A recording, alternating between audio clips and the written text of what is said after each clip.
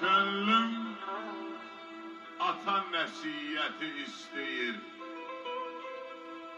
Dillərinə qurban olum, ay dədə. Könlüm ata nəsiyyəti istəyir. Dillərinə qurban olum, ay dədə. Otur. İstəyirəm səhvim üstə döyəsən, yaxın gəl. İstəyirəm səhvim üstə döyəsən.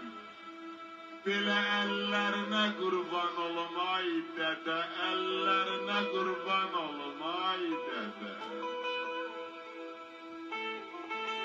Ata ölsə, oğul gül tək solarmış.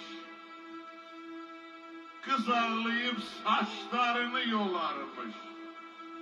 Qardaş, atıya da ata lazım olarmış. Yollarına qurban olum, ay dədə. Yollarına qurban olum, ay dədə. Ay dədə. Gecelerin can, gündüzler yorgun.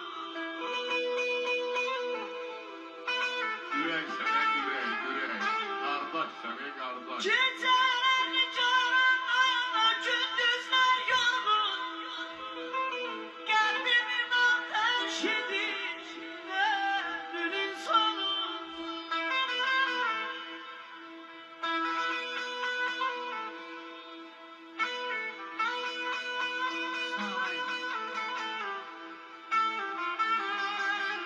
Xalid, gəl görək, Xalid.